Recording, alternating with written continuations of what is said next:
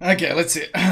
We also consider not only Zhao really doesn't have the highest win rate. We're aware of this.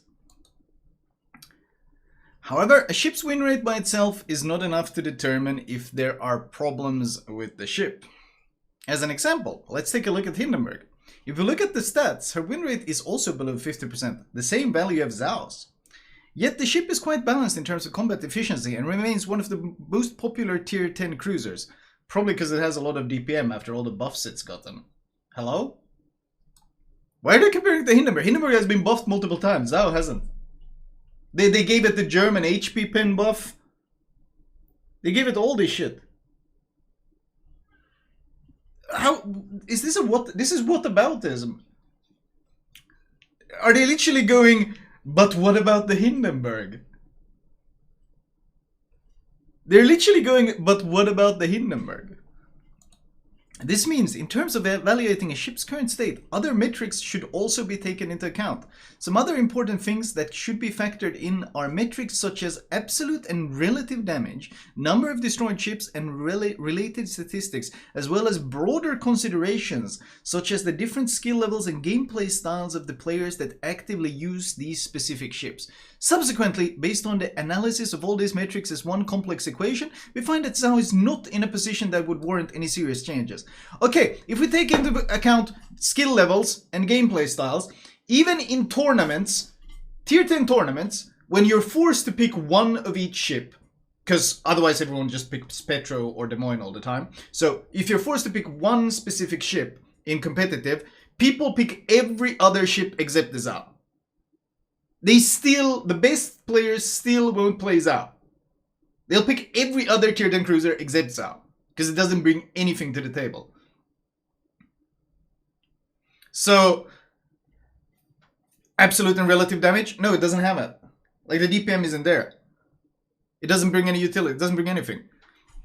Additionally, if you look at the stats from the past couple of updates, Zhao's popularity is in a fairly decent position. Because everyone has the fucking ship. It's been since the start. And, as obvious as it sounds, most players are unlikely to willingly play a bad ship. Most people probably aren't even aware of what kind of state the Zhao is in. And some people just play it because they love the old Zhao dispersion. Popularity itself is not the main indicator that a ship is in an okay balanced position. There are other more important metrics as mentioned above. Yeah, Zhao fails at all of them. But we still need to consider it when analyzing the ship's current condition. Perhaps the perception that Zhao is a weak ship is a result of her win rate being taken at face value alongside her playstyle. Yes, and the fact that anyone who's actually good at the game knows that it's not a good ship. The ship, for the most part, has highly pronounced strengths. A great deal of them at that. Powerful artillery, with comfortable flat top ballistics and high accuracy.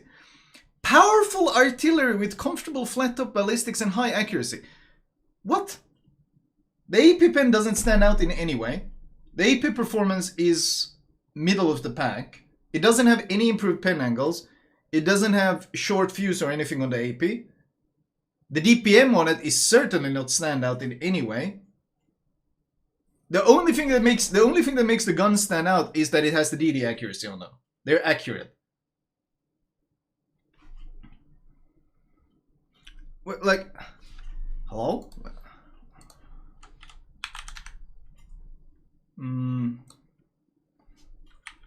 Like, even comparing them, let's compared to some old chips, DPM wise, HE DPM wise, this is Zhao, 179k. Powerful artillery. I mean, they literally added the Nevsky, and Nevsky can slot reload mod much better. Compared to the actual DPM monsters, it doesn't even come close. Powerful artillery? Even Hindenburg is better HE DPM, but Hindenburg also has much better HE pen, because German HE penetration. I don't understand. And AP DPM, once again, powerful artillery? Hello? It's lower middle of the pack across the board. It's lower middle of the pack across the board. Where's the... And if we look at...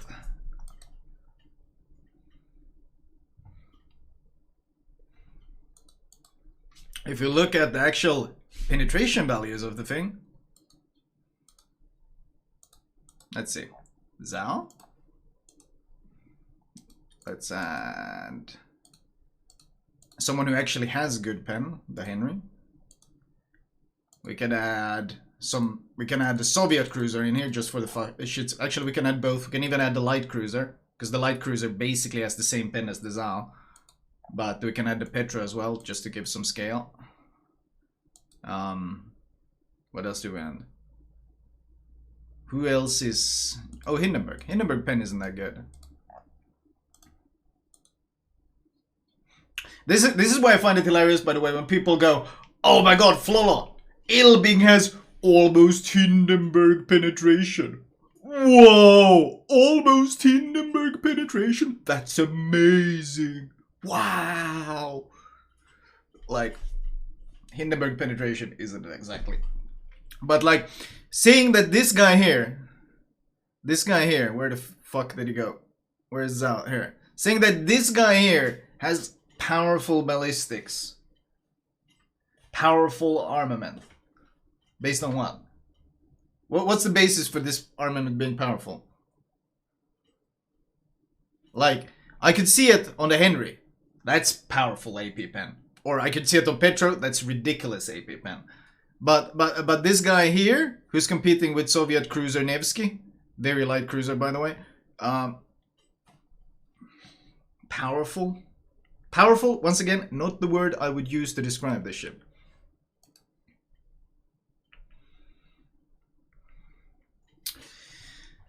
Powerful artillery. Hard disagree. Also the one of the few that doesn't have any improved pen angles, no improved pen view, and no improved HE pen or anything. High accuracy. Flat top ballistics high accuracy, I can agree on that, but it suffers from no range. Strong long-range torpedoes. Strong long-range torpedoes. I mean, they hit hard, but the firing angles are terrible, which makes them some of the least useful torpedoes in any sort of brawling action. Like, if you have to push in and you have to brawl someone, basically anyone else has, any other cruiser is better torps than the Zao. Because Zao has to go full broadside past the ship before you can torpedo. So, strong... Venezia has even longer range torpedoes. Like, and good maneuverability. Does it have good maneuverability? Does it actually have good maneuverability? That sounds like... I'm not sure about that.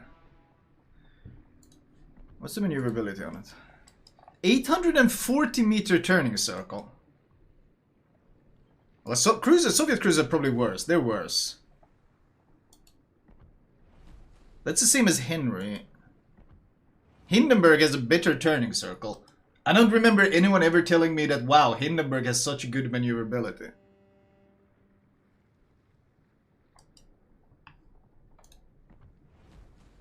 I mean, it's got good rudder shift and the speed is good. So, I don't know.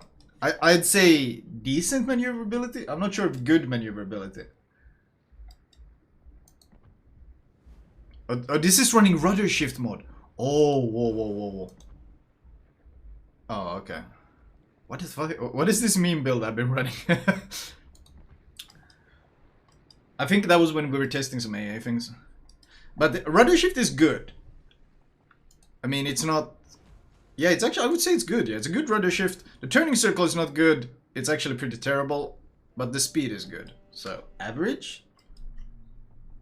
I don't know. Average? Good maneuverability is a bit... But then again, they call it ballistic, so artillery also good. One of the best concealments for her tier and type. That I can agree with. For a heavy cruiser, it's stealthy. But the problem is they have CVs in the game, which don't give a shit about your concealment. However, effective use of her strengths is impossible with additionally taking her weaknesses into account, which are also notable. Not the best armor. Well, that's a change from last time's good armor. Good music, by the way.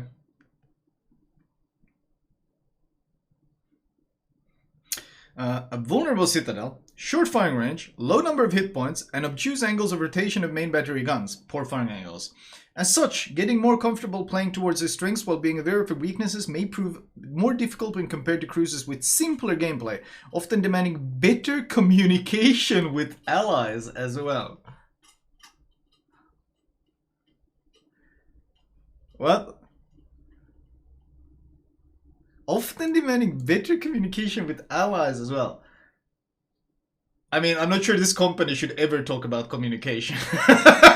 Like, but communication with, like, do they live, like, what? Do I need my allies to make up for my weaknesses in this ship? Have you seen the average random battle player?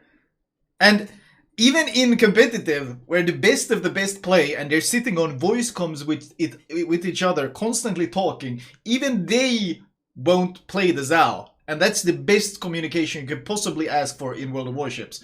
So clearly, good communication is not enough to make up for these weaknesses. Clearly. Considering all these things, we cannot make balance changes based only on perception of the ship, especially considering that the ship is in the norms in terms of different combat effectiveness metrics. Therefore, we are not planning any balance changes of the ship for now, as buffing a ship with normal effectiveness may lead to an increase in her efficiency that takes her above the norm, which may have a negative impact on the in-game balance. However, as there was a lot of feedback on Zao, we're monitoring the situation with the ship and the future look blah blah blah. Oh no! It may lead to an increase in her efficiency and have a negative impact on in-game balance. What am I listening to?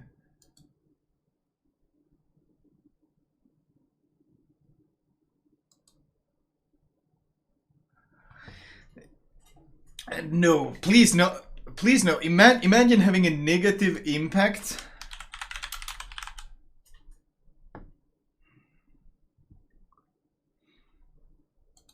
Imagine having a negative impact on game balance. Surely not. Wargaming would never allow such a thing.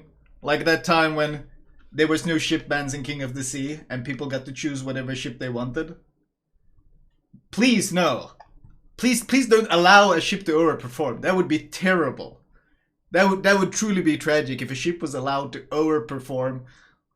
That would never happen in our glorious game. Wonder why they implemented ship bans in King of the Sea at some point. Surely it wasn't because there were some balance issues in the game. No. Of course not. Of course not. Look at all these Zaos in here, man. So many Zaos. Truly. Zao gets crucified in the name of balance, but CVs are fine. Yeah, how the fuck does that work? How does that work? I love how there's some sort of like holy defenders of game balance when it comes to Zao, but then when it's Petro, CVs like straight up sleeping on everything. But when it comes to Zao, no. What if the Zao was a bit too good? Oh no, that would be too much, man. Can't allow that to happen. Okay. After the recent devlog of the new German BBs, you said that those ships are best suited for brawling and short-range combat. Yep, they did. But it's pretty evident that your whole concept of brawling is completely out of the window, since the tier 10, the best of the best, has the lowest HP pool and the thinnest armor of all researchable tier 10 BBs, and it's pretty clear that the secondaries of those ships are useless. Most of them 105mm, they will only pen 26mm of armor, even with the German special HE pen. So my question is, why releasing a completely new line with questionable stats instead of buffing the already existing German BBs that should already be suited for brawling, right? They're releasing the same ship again. Please note, the answer was edited. We sincerely apologize for providing wrong information in the answer initially. There was a...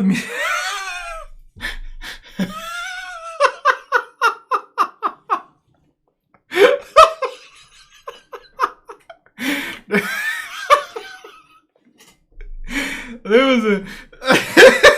There was a miscommunication during the answer preparation. That's crazy though, because I think I remember. I think I remember that. Don't I remember something? Don't I remember? I feel like I remember. I think I remember something specific here. Actually, in the case of questions feedback related to Battleship, there is no communication gap. Yes, man, that actually aged like milk. Oh my god, actually aged like fucking milk.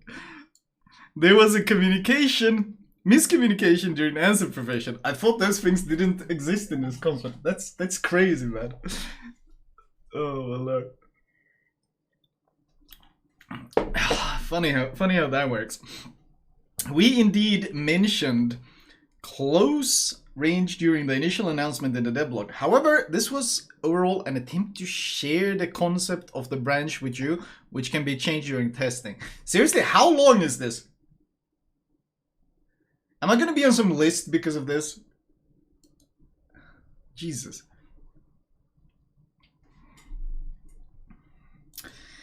This one is share the concept of branch with you, which can be changed during testing.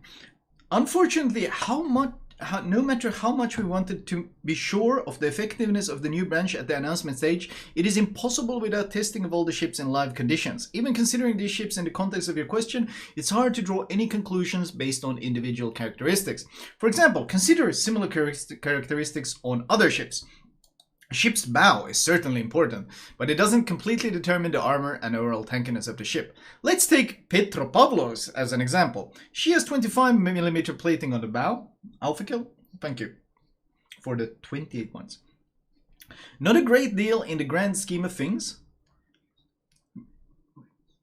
but is still considered to be an excellent brawler.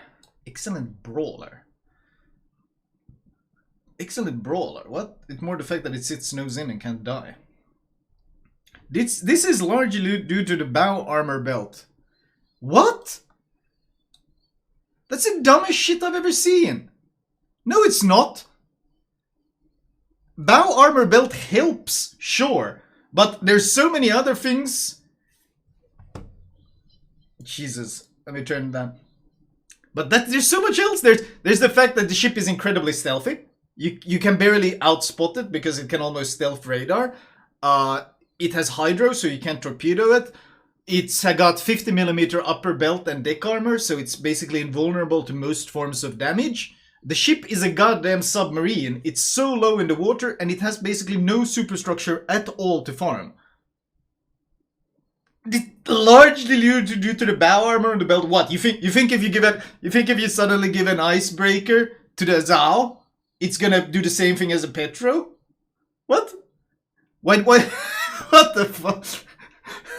That's so dumb.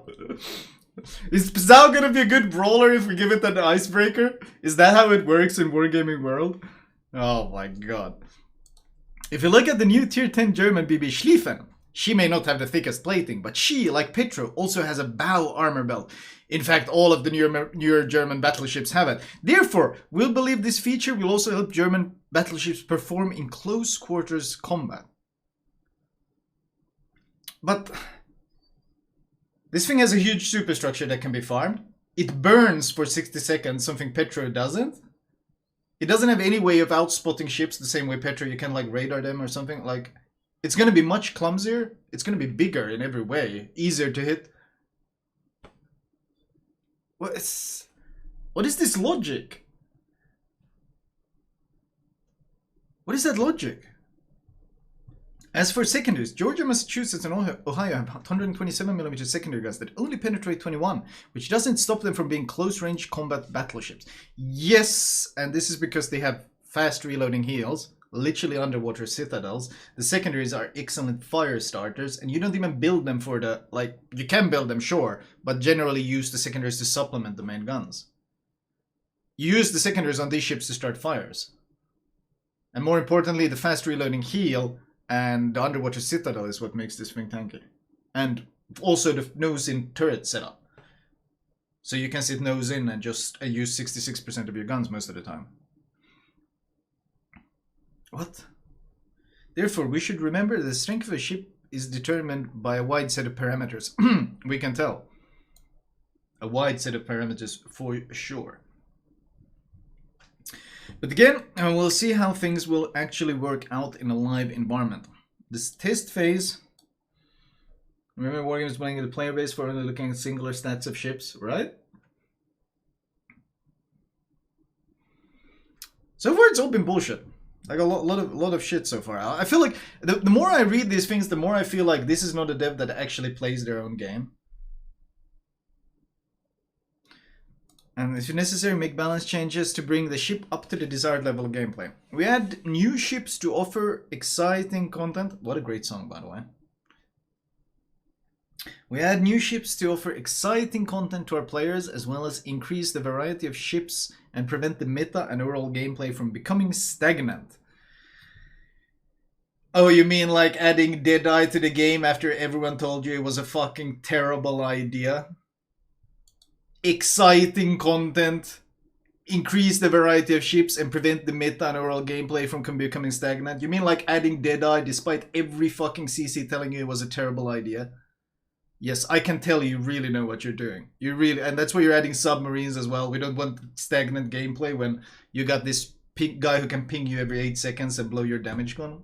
So you have to camp. So exciting, thank you. The process of creating and testing new ships doesn't affect the efficiency analysis and balance adjustments made to existing ships. But popularity does, apparently. What?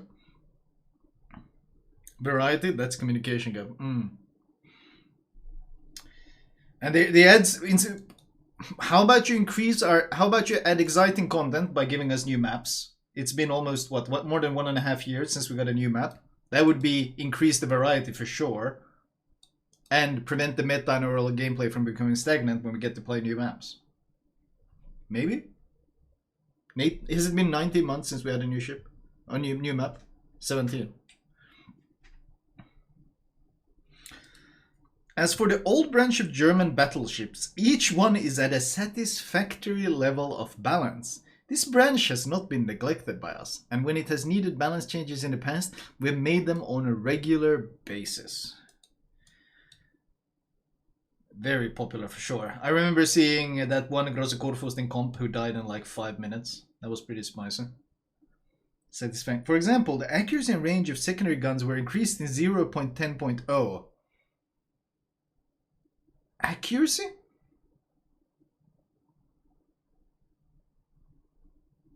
Oh, that's for German. Was that the German accuracy buff? But this is such bullshit, because the only reason they increased the accuracy of the secondary guns was because they nerfed the shit out of secondaries in the commander rework. They nerfed the shit out of manual secondaries. You went from 65% to something like, what was it? It was some completely, they nerfed it. It was because they nerfed the command. What the fuck? This is such bullshit. Thank you, Rafa Boys, for 30 months. They nerfed manual secondaries from 60% to 35, and then they made up for it by giving you 22.5 back. But it was still a huge nerf. Thank you, Artemis. It was still a gigantic nerf. They increased the range, but the accuracy went to complete shit with the commander rework. The accuracy of the main guns is 0.8.11, and penetration of the 105mm HE shell was significantly increased in 0.8.6.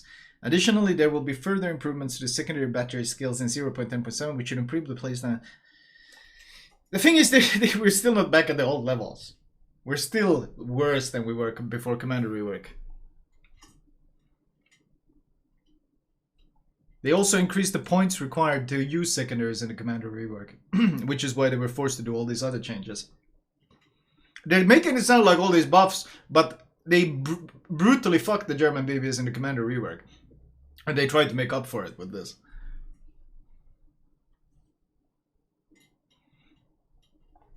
Is there any consideration to have separate stats balancing for competitive versus random co-op mode? Some ships are incredibly strong in randoms, while being rather mediocre in competitive, such as Hindenburg, for example. Other Others are the opposite, being incredibly strong in comp, especially when masked, but rather mediocre in randoms. Petropavlov's to name the biggest...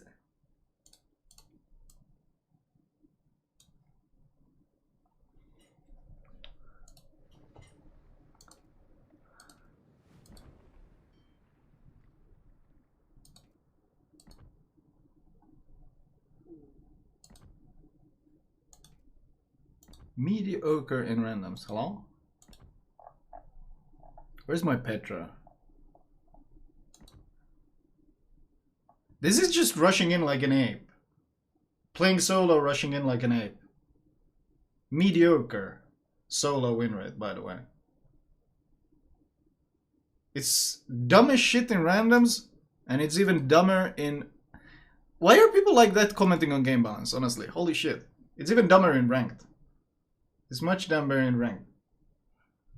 Like, but it's... What absolute nonsense. Holy shit. Hindenburg is disgusting at melting ships in randoms. Is it though?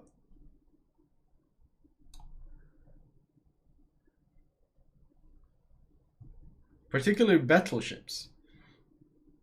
But its use in clan wars is limited to prevalence of carriers. Existence Goliath and rather mediocre turret arcs. Petropavlovsk, while good at punishing broadsides mid to close range, lacks much capabilities outside of that in random zone.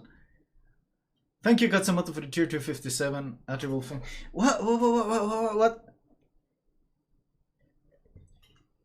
Since when is Battleship level AP pen, incredible armor, basically stealth radar, incredible AA, just incredible tankiness across the board, and what? When is that lacks much capabilities? Wow, this guy is an idiot.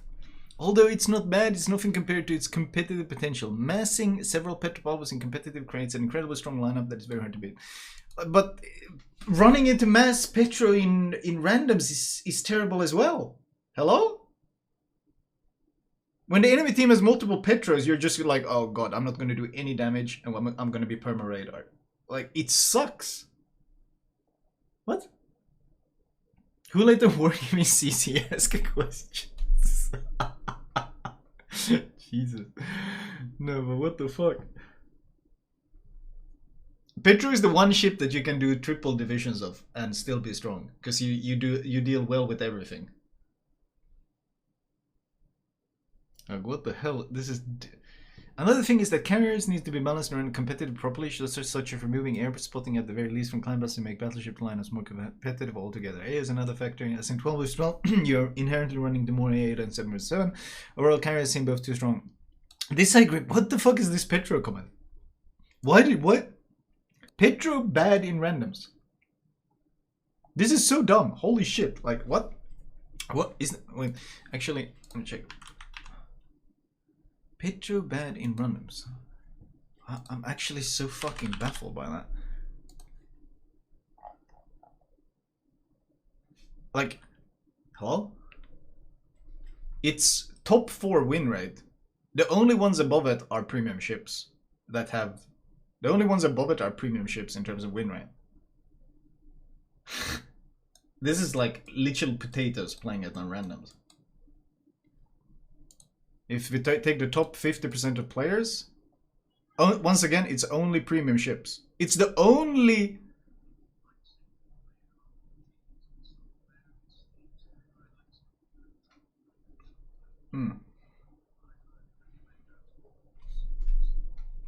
Okay. Thank you. Like, if we scale this by the top 50% of players, like the better half of the players, Petro is the only non-premium ship that has purple win rate. The only Tech 3 ship that has purple win rate in randoms. This is half the players in the game. They have 61% win rate. How is this bad in randoms? What? It's the only... Like, what this Steel? What is Napoli?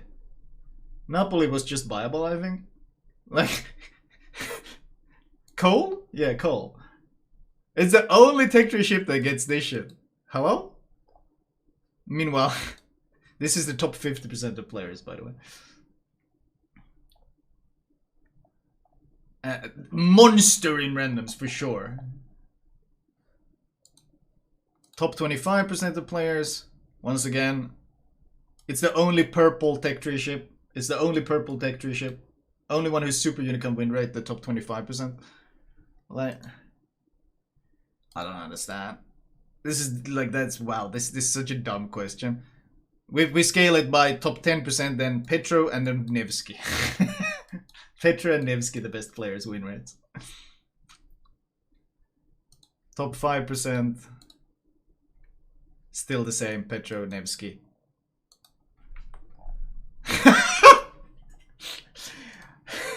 So even when the top 5% plays out, it sits.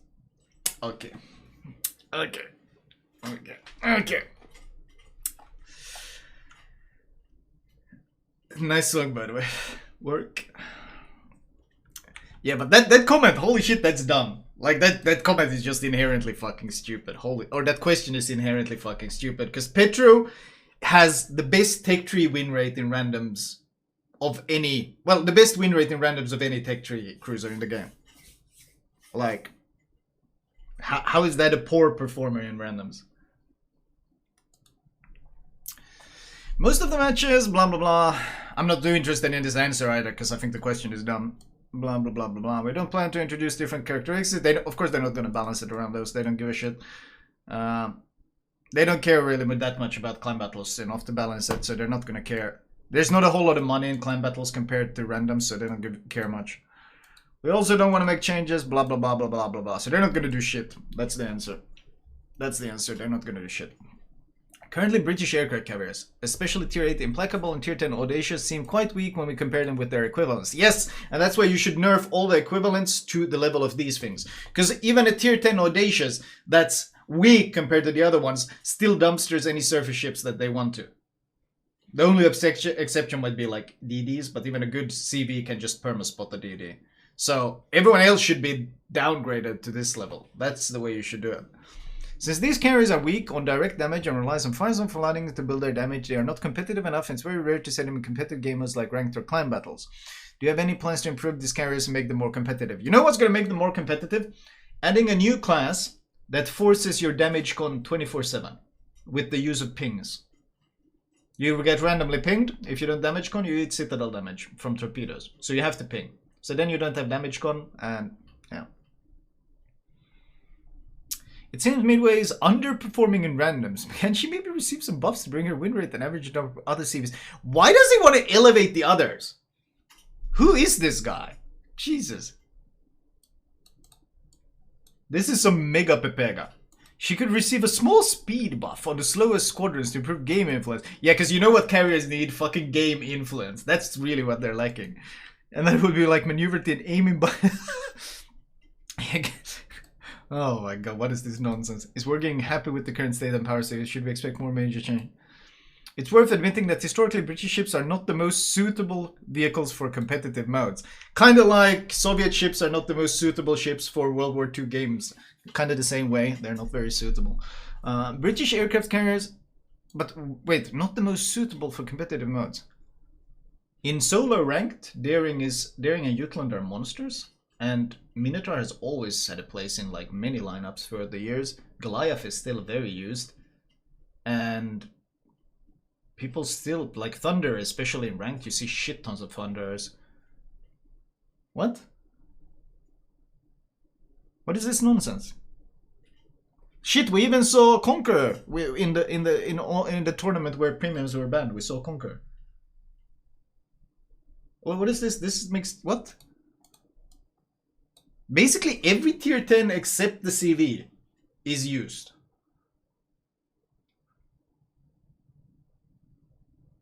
Huh? What the fuck? That makes no sense.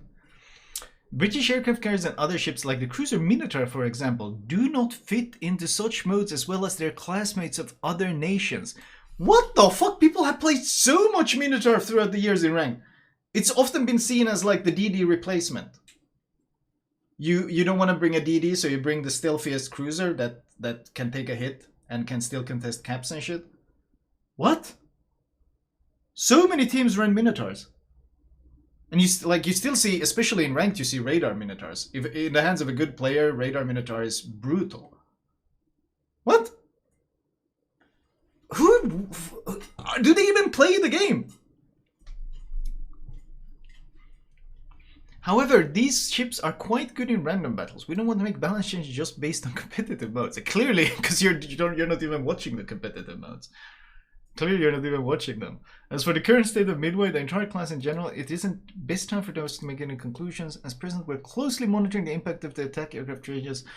This change could have a significant effect on the performance. Blah blah blah blah blah. Current state of, yeah, I mean the question is, will CV's dumpster sums? Then we'll see.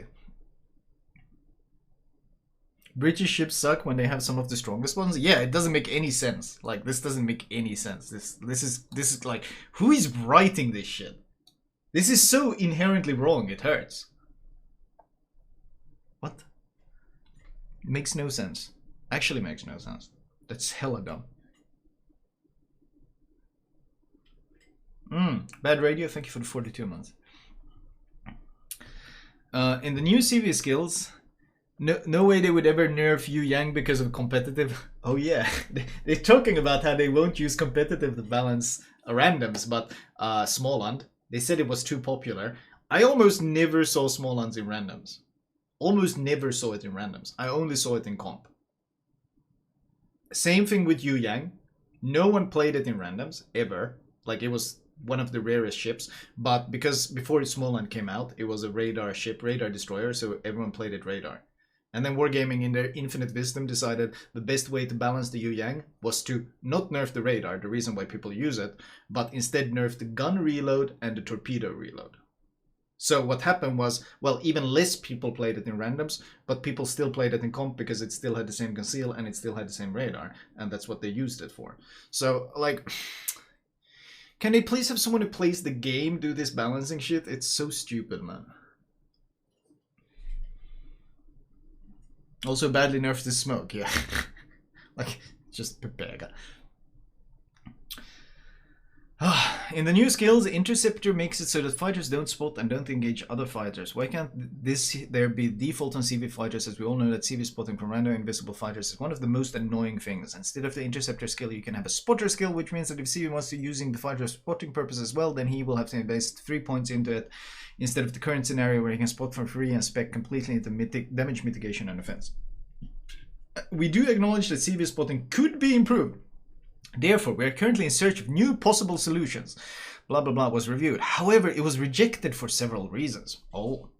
This change would not solve the problem of the unnecessary spotting of CVs, as spotting from fighters is only a small fraction of the total reconnaissance capability of CVs. Yes, I think you should nerf the total reconnaissance capability of CVs to make up for this. That would be a pretty good fix. If all CVs originally had interceptors, players on them would want to give their fighters the ability to detect enemies and attack fighters while still being able to attack squadrons, blah blah blah, constantly. Thus, the skill would almost be a necessity for all builds, and the appearance of ubiquitous skills has always been something that we wanted to avoid when implementing skill reworks. So you don't want the CVs to be forced to spec into some skills. That's what you're telling me. You don't want there to be skills that you have to build. Wow. Well, let me take my let's say my Z52 or my Grosso out for a run. Let's see, what are we gonna spec? Well, we can't live without preventive maintenance because otherwise we're gonna lose our turrets and torpedoes. Well, we can't build into without last stand because otherwise we're literally going to die. Survivability, yes. Otherwise we're gonna die. If we're anything that doesn't have guns, then we have no option but to build concealment expert because, well, that's the best skill for any sort of stealthy destroyer, because if you run into your own ship who has concealment, well, he's going to outspot you and you're going to die, so you have to build it on any of those. Adrenaline Rush, absolutely have to take it. But Wargaming doesn't want any forced skills in World of Warships. Absolutely, they don't want that.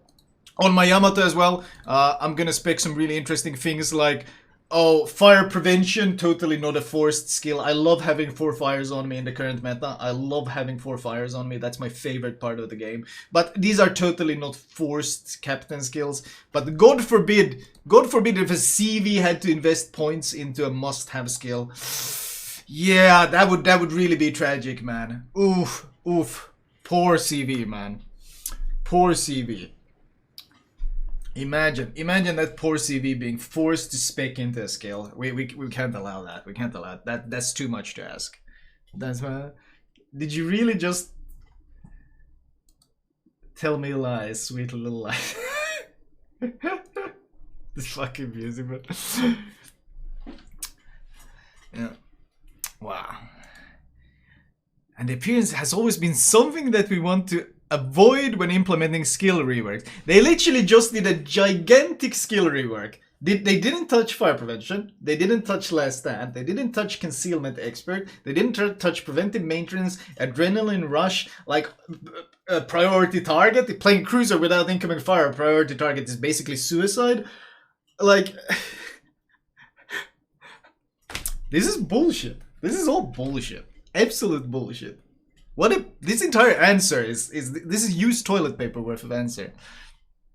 In its current iteration, however, the interceptor skill is not as overwhelmingly chosen, but still offers players slightly different gameplay, being the more effective blah blah blah, losing guns, whatever. This just goes to show that every other class, it's fine that they're forced to pick these skills or they're fucked, but for a CV, even the idea of being forced to pick a skill is just no, we can't do that. We can't do that. Like, there's so much variety in builds on battleships right now. You build tank build or you're an idiot. That's your options. Woohoo!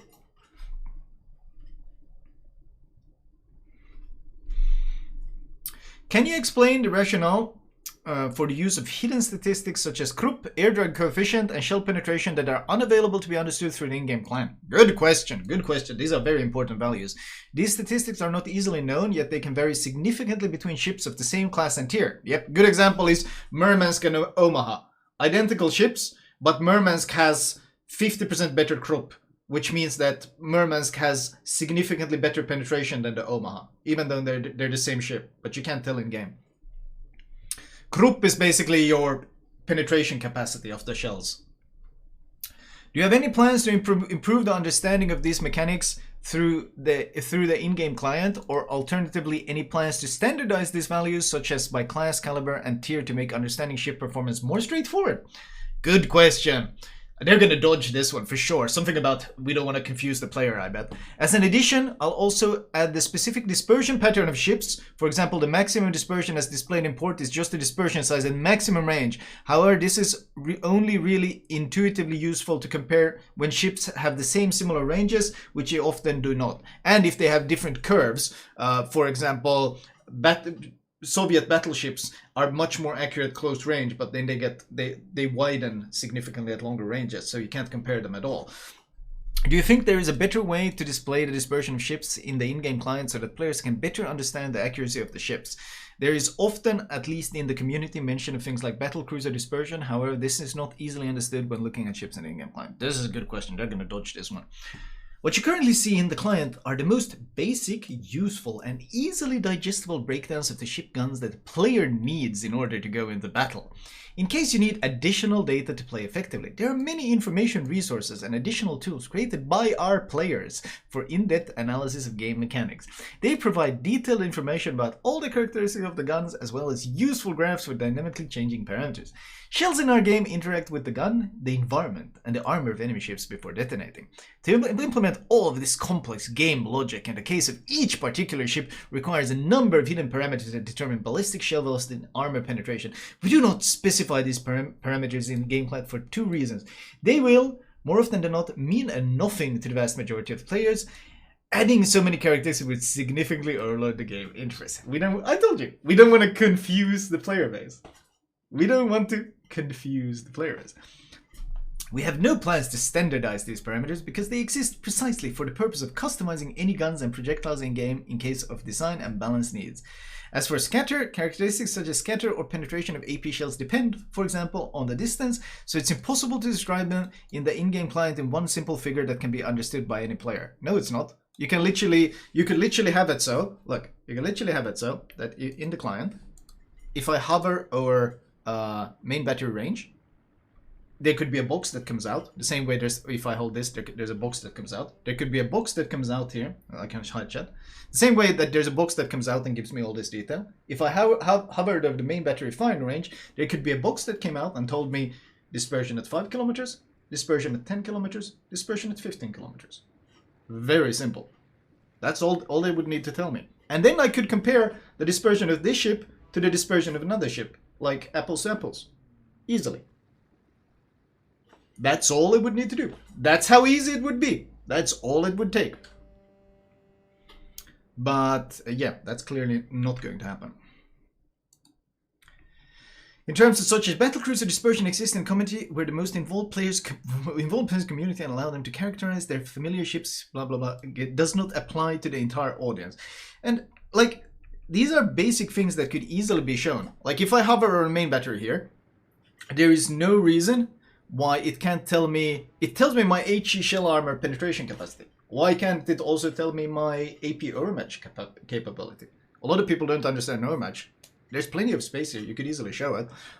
It could tell me my fuse timer. It could, like, if I hover, it could tell me my fuse timer. It could tell me my fuse arming threshold. It could tell me, once again, hovering on main battery firing range, while showing my dispersion range, it could also show the penetration at those ranges. It could easily show that. If I hover this, it would say, at 5 kilometers, your dispersion is this, and your penetration is this. At 10 kilometers, your dispersion is this, your penetration is this. At 15 kilometers, just like that. And then I could easily compare it to other battleships. Easy. Plenty of space. Like right now it tells me maximum firing range of the main battery guns. There's literally a box here they can already use. They could fill this in with all sorts of information. Why doesn't it show Sigma?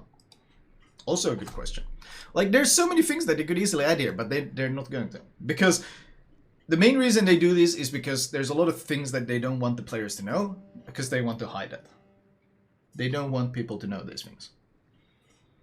Because the more you understand the game, the more you know, the more you realize that there's a lot of bullshit going on in the game. That's why, for example, the armor model viewer is still garbage. Like this armor, it still doesn't show all the armor. There's a lot of hidden plates overall in the ships that they don't show. For example, Slava has a bunch of hidden plates. Like you can only see the entire nose like this.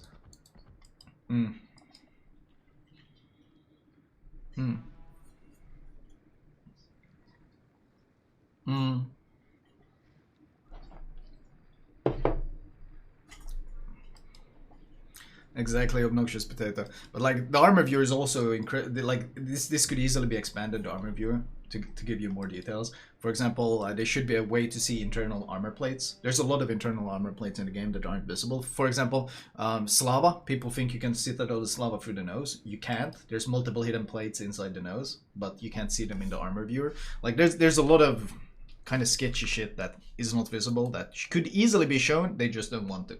They just don't want to.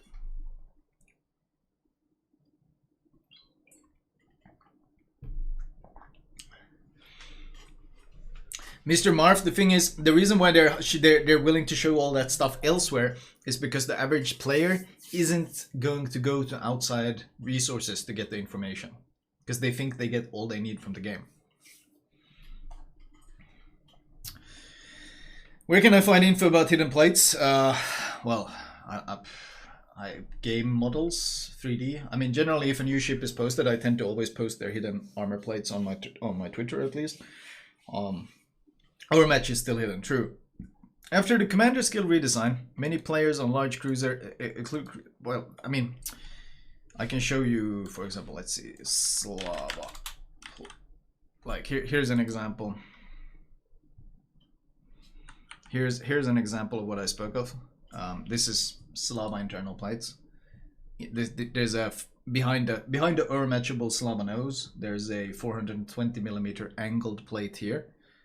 There's an upper belt protecting the citadel, so you can't actually, the shells will bounce off the plate, so you can't actually citadel through here.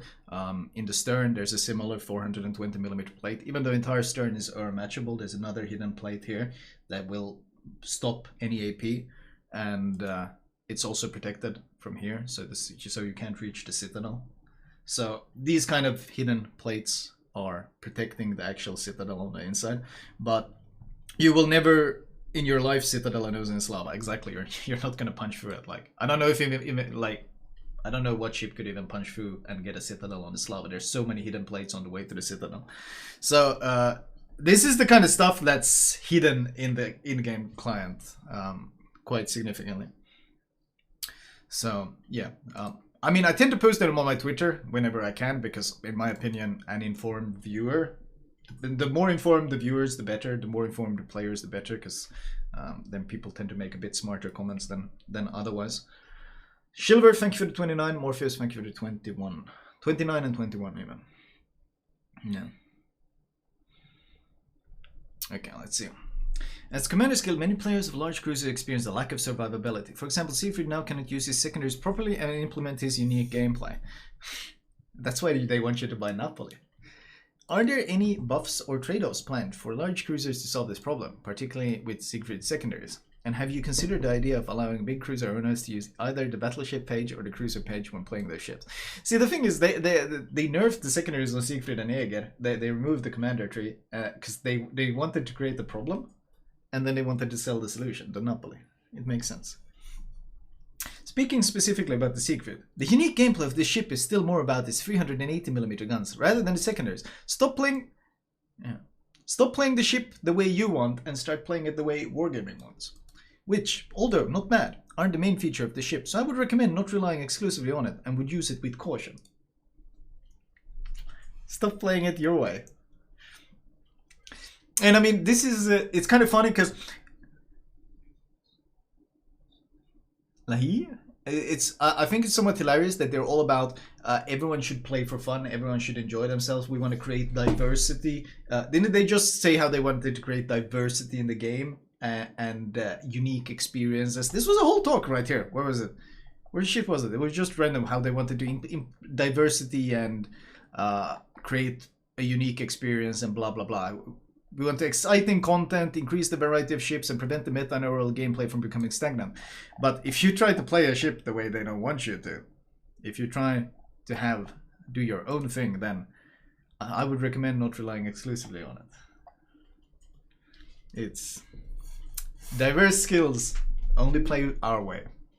We have no plans to allow players to choose which page of commander skills to use on a particular ship, as commander skills are customized for a particular class, which in turn allows to maintain game balance and customize interclass interaction between ships.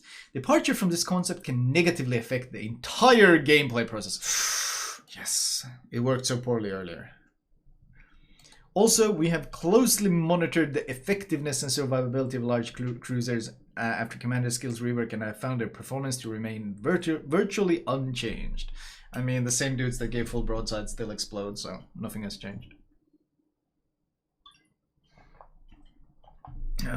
Meta police? Yeah, basically. But then they introduce shit like Napoli, where you can get the secondary supercruiser experience. Did Napoli have 60-second fires, chat? Did Napoli actually have 60-second fires? No, it didn't. I think it didn't. It has 30, right? So like one of the issues with your survivability when playing stuff like Siegfried and stuff is that you can no longer spec fire prevention, and you get these long 60-second fires.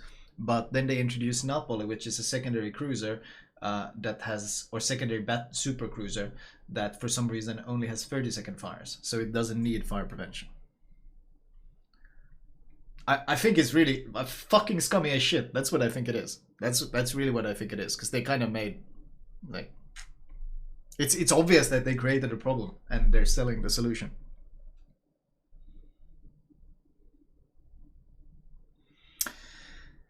Will matchmaking also be adjusted so not one team has 5 to 6 raiders and another team only 1 to 2 eggs? Oh, that's a good question. Sometimes one team has 3 raiders and others 0. Same for torpedo focus versus gunboat DDs. Sometimes one team has 4 torpedo focused DDs and the other team is full but freeze and that's not really a problem. This isn't the problem. I don't find the problem of being... Jesus, this music, by the way. Thank you, Herito. I don't think the problem here is as much it's DD versus gunboat. The problem is that there should be destroyer leaders and destroyers. Because, like you saw in my, for example, my Elbing game that I posted on YouTube, if one team ends up getting Marceau, Elbing, like these big gunboat destroyer leaders, oh, thank you, Obnoxious Potato, and the other side gets these stealthy destroyers, you have no map control, and it fucking sucks. Hey Flamu, and check, good news, I got accepted medical study, I'll be able to furnish my apartment. Nice to hear that, Strawberry Gun. Really nice to hear that. Wait, What did you say? Someone said Napoli gun caliber isn't enough. What is Napoli's gun caliber? Isn't it? What is Napoli's gun caliber? 254 millimeters. That's pretty fucking big. Because Johan de Witt is considered a super cruiser with 240 millimeter guns. And Johan de Witt got 60-second fires. But Napoli with bigger guns and insane armor and health for some reason isn't. It makes no sense. Thank you, Obnoxious Potato, my dude, and Breach of 100. And Harlem with 203mm guns does that thing also have 60-second fires? Jesus. They're not premiums though. They're not premiums. You nailed it. In my opinion, the team with only or way more gun modes it will have a big advantage. First to kill enemy easy, and the rest of the team they can win easy. What is this nonsense? Any plans to implement player skill distribution in Matchmaker? Yeah, it's never gonna happen. Never gonna happen. No plans. Blah blah blah blah blah blah blah blah blah blah blah. Only this condition of randomness allows players to have standout battles where they prevail against these several enemy ships and experience epic moments. You know what's an epic moment? When all 4 of my DDs die in the first 4 minutes. That's a fucking epic moment. This would be much rarer. Yeah, truly. That would be terrible. Epic. Blah blah. Oh shit, I forgot to turn chat back on. Let's see. As a result, players who are first in line may not be having to wait longer than 3 minutes for a battle, and the queue potentially becoming longer. Blah blah blah. As if players are first in line with a suitable win rate. But see, this is the thing. They instantly jump into having to wait longer than 3 minutes for a battle. Why can't they try to match? And if they can't find any, like that's how most of the matchmakers in the world work in any game, is at the first, let's say 20 seconds, they try to get a perfect match, perfect balance in terms of teams facing each other. If 20 seconds goes by and there's not any players available, then they expand the search grid. It doesn't have to be as perfect. And then as more time goes on, the parameters get looser and looser and looser. And if it goes past a minute, then you get like whatever. That's how most of the matchmakers in the game world work. So this argument about waiting 3 minutes doesn't make any sense, because this is something that gaming companies have long since overcame. Long since overcame. But yeah, too much work for Wargaming basically. Instead of introducing radar restriction to the matchmaker, we would rather balance the consumable itself, which we did some time ago. We made it less impactful with the implementation of delayed spotting for the team. And then you started giving it to every fucking ship in the game. Like, basically every battleship they introduced lately has radar. Like, what do we have? We got the Borodina, we got, what is it called? Constellation. They're selling Missouri for doubloons again. And they're adding back DDs like Ragnar with the radar. All new cruisers are having the radar. They made an Alaska tier 8. We got Congress, radar, everything has radar. Both the Soviet cruiser lines both had radar. Like, everyone is getting radar now. So, very balanced for sure when everyone has the radar. Such as the surveillance radar, it will mean we have to introduce restrictions and other parameters such team balance by the number of torpedo ships per team and the number of HE spammers, win rate, etc. What?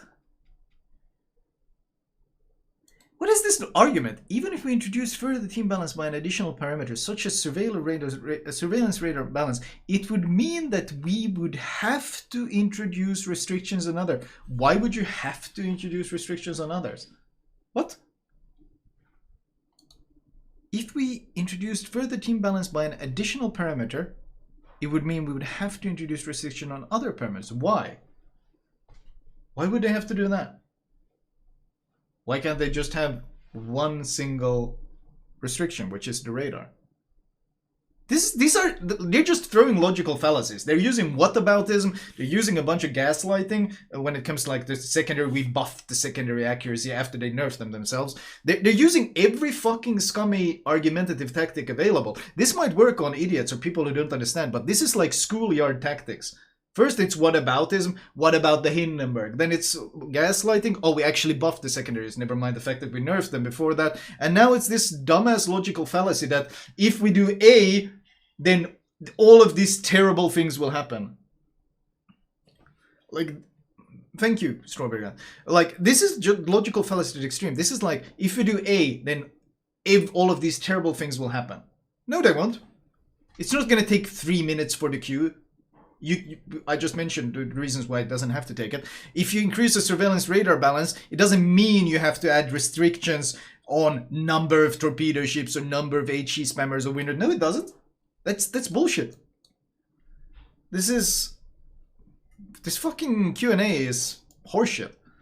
As a result, this isn't even funny. This is fucking insulting. Because I see people try to use the same argumentative tactics against me. I'm used to it, and it doesn't work. It only works against idiots, and this is never going to work. Like, this is obviously horseshit.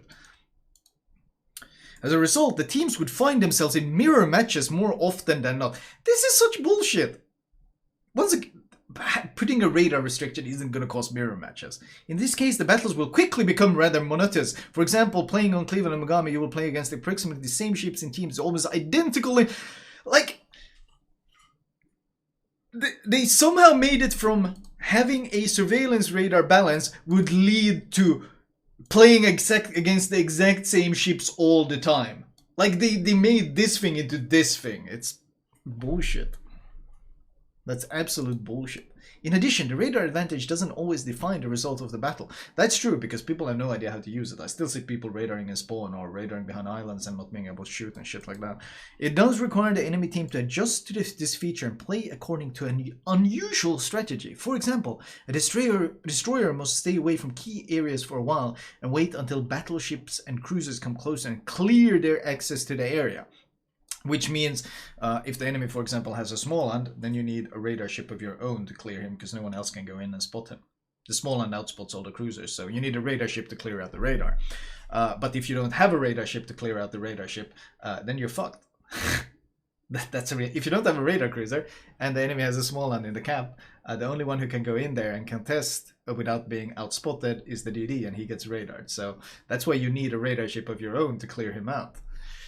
As a benefit, radar usage means less combat bonuses to the side of the enemy team, so your team should win in an outright fight. Oh, like the Petra or the Des Moines? Really bad combat bonuses for sure on those ships. Hello? This entire answer was bullshit. This was literally one big, like, I can show you a picture of this. This is this answer right here. Here it is. Enjoy it. Enjoy it. This is going to give you more satisfaction than this answer did. And it's going to provide more use as well. How does a radar make you do less damage? It makes no fucking sense. Like, everything is nuts. Everything is nonsense. There are no plans to balance teams. Yeah. Well, they could have just told us this. We don't want to balance teams instead of giving us this entire bullshit. This just made me angry because this was so much bullshit. This was nonsense. Has Wargaming considered adding a form of controllable fighter to CVs or ships, e.g. a fighter that can be directed to a grid square or a specific ship and will protect ships in an area by shadowing incoming strikes along the border set grid or a certain distance from the ship and attacking any plane that enters it? CV counterplay? They're never gonna allow this. Or some other elements of effective counterplay for both CVs and ships who have long since missing ever since the rework. During the CVs rework in 0.8.0, we considered various ideas and gameplay options for CVs, and one of them was fighters with direct control. However, we decided to abandon this idea. First of all, World of Warships is a game in which the foundation of gameplay is the battle of ships against each other? What? I'm sorry? Battle of ships against each other? Is that why you're adding the Ise, the Tone, the entire fucking Dutch cruiser line with the bomber gimmick? Is that why you're spamming CVs left, right, and center? The new upcoming line is literally Soviet CVs. The new upcoming premium is a fucking French aircraft carrier. This is complete horseshit. And that's why you're adding submarines as well. And half the ships in the game don't even have anti-submarine warfare, so they can't even do anything about them. Battle of ships against each other. Yeah, I'm really battling that carrier when I'm pressing reinforce sector on my keyboard and watching has a RNG number, maybe shoots down planes or doesn't. Like, what nonsense. What absolute nonsense. The addition of controllable fighters would greatly shift the focus of a CV player's game from fighting other ships to confronting the squadrons of an enemy CV. No. No! That can't be! Would greatly shift the focus of a CV player's game from fighting other ships to confronting the squadrons of enemies. No, that's terrible. A CV being able to fight a CV? No, that can't happen. No. That would be... I can't have that. That sounds terrible, terrible. We wouldn't want that at all. We want the CVs to be able to farm the surface ships without anyone being able to do anything about it. That's what good gameplay is all about. Thank you. What is the interceptor skill then? No. Bad.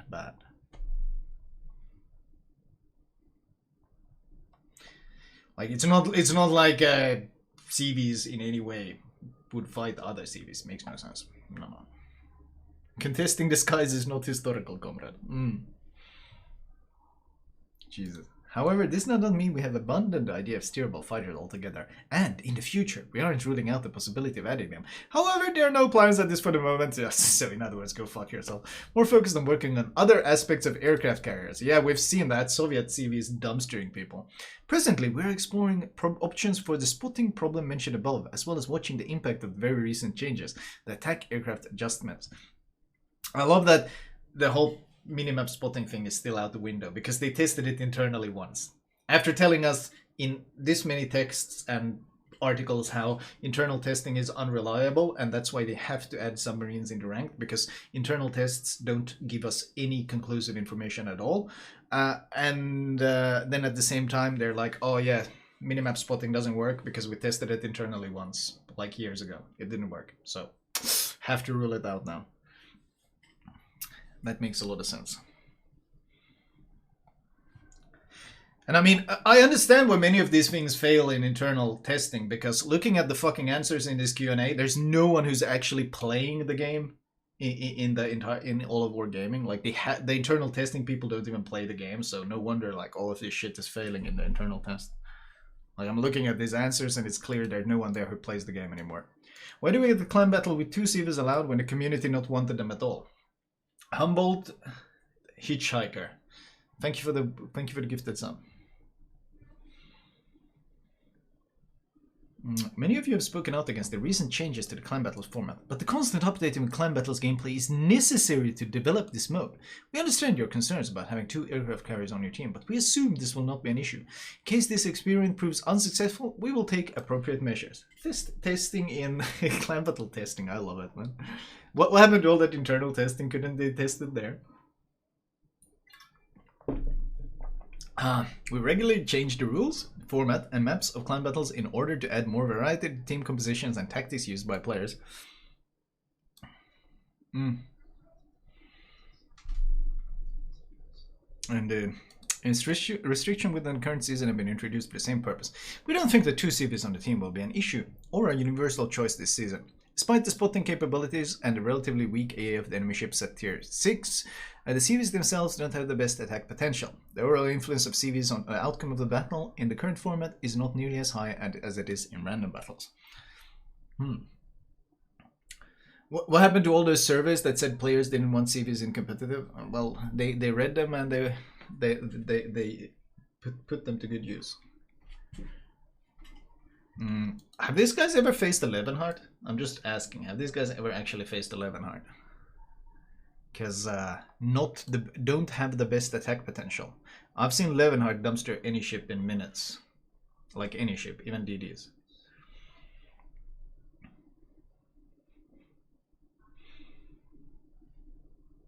And the most important factor here is that at tier 6 mark, battleships are very powerful and have a huge impact on the battle results.